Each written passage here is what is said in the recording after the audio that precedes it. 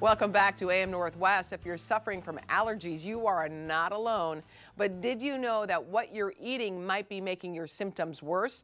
Here to share more about that, we welcome back the author of Your Best Shot, weight health expert and registered dietitian, Ashley Koff. Good to have you back again. Thanks for having me. Yeah. I really had no idea that your allergies, not just food allergies, but regular allergy season could be impacted by what you eat. Yeah. So let's talk about it. Let's get right off to the start here. Yeah. Dairy. Yeah.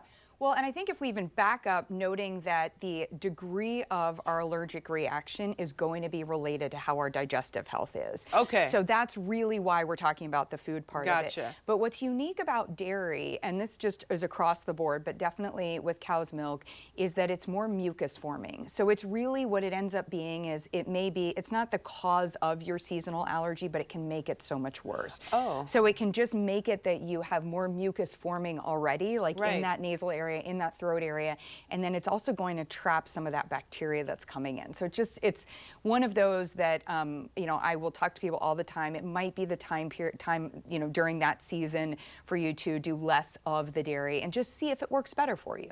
Would it make a difference what type of dairy? So a little bit. I do say, things like sheep's milk and, for goat's milk might be a little bit easier in cheeses on that part. But a lot of times people are thinking, is this a lactose issue? And it's not a lactose issue. Okay. Yeah, so it really is just the cow's milk on that Wow. part. And you say, especially if you have dairy at night before you go to bed or first thing in the morning. Yeah, that's the worst time. Exactly. And so it's also going to be, like, if you think about it, if you have it right before you go to bed, then you're all overnight you have more of that mucus. Many of us also sleep like either with our mouth open or, we just might be gathering more of that and then first thing in the morning. But even if you like to have dairy in the middle of the day and then let's say you go outside and you're hiking, like I came out this morning and my car was covered in whatever green pollen-y stuff. Yeah. No, I hear you. So I think reduction of dairy during this time period can be helpful for someone who's dealing with seasonal allergies. Okay, sugar. Yeah, that's hard, right? It's a hard one to think about. Let's make sure I clarify that that's added sugar. So thinking about the sweeteners that we add, and look, think about something like ice cream. It's dairy and it's sugar. And we went and had some ice cream yesterday. I was really like, I know. Just not but fun oh my at gosh, all. we had a great vegan ice cream yesterday, and I was like, okay, well this could be helpful. But then I thought about the sugar. So the issue more with sugar is that added sugar, and this is good for us to know seasonal allergies or not, is that it does tend to aggravate our immune system. So what we're doing there is we're making it more likely that our seasonal allergy issues are going to make us feel even worse. So what I have from a lot of people is that the thing that starts all of this is the seasonal allergy, but then they tell me for like a good 2 months they're battling cold or flu or they just don't feel well, during that time period. I actually hear that quite a bit. Yeah, so if we can reduce the added sugar, and again, it's just a reduction. So it's, if I am somebody who is going to, maybe have something that has 2 or 3 teaspoons of added sugar, can I cut back? Now, where I will talk to, my patients is I'll say something like, as an example, if you're having your tea and you like to have honey in it, maybe we do Manuka honey, and Manuka honey would actually be a little bit better for our immune system. So there are some cheats, and we don't have to get rid of all added sugar, but it can help us a little. And doesn't local honey actually? Exactly, it could be helpful as well. And usually with local honey, though, we do need it to be raw, and then we're also careful with raw honey that we are not using that in a child under like age 2 or with a pregnant woman on that part. Is there something to be concerned about when it comes to if you crave sugar? Yeah, so craving sugar is going to tell me that your sweet taste buds and your microbiome, your digestive system is not 100%. So that's going to be a really good indicator actually if you're craving sugar. Now, the other reason we crave sugar is when we're really tired.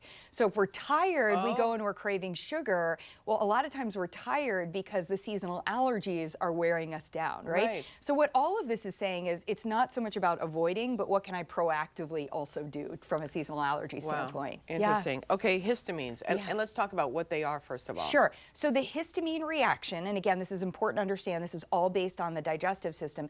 Your histamine reaction is the response of that flare-up. And one of the reasons we take antihistamines is the idea that we want to suppress that reaction. Right. And that's what's going on with allergies. Here's where the rubber meets the road, though. Just taking antihistamines or taking a lot of them is not going to be helpful, and some of them can actually be more disrupting to the digestive system. And then the second part is a lot of times to suppress histamines, people will say, let's reduce foods that are sources of histamines. And so there's something called a low histamine diet. The problem with a low histamine diet is we get rid of things like avocado, spinach, things that are great for you. And also, don't tell me to have a taco without an avocado. You know, I love my avocado, right? Oh my gosh, so absolutely. It's actually not the correct approach. You know, so avoiding all of these things, like going low histamine, getting rid of sugar, getting rid of dairy, is actually not solving the problem. My number one recommendation when we have seasonal allergies is to make sure that we're optimizing our digestion. And that's been my focus. The good news is it's also the foundation of optimizing our weight health and our immune health.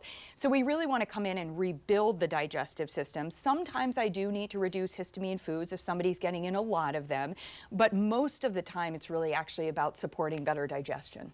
Wow, it's interesting that it all comes back to that. All comes back to digestion. So basically, if we think about it, your digestive system is there saying, like, I am going to turn on the alarm bells when I either don't feel like I'm operating well, or when things are coming in that are irritating me. Yeah. Well, if the seasonal allergies, if those allergens are irritating the system, they're all hitting your digestive system on that part. And when we're talking about allergies, we're talking about tree pollen. All of it. Yeah, absolutely. Yeah, we could be looking at grasses. We could be, you know, and like I have a dog, and so my dog will also bring in some of that into the house. So one of the other things that I do recommend is like taking your shoes off when you come in, or even wiping the dog's paws so that they're not tracking other things into the house.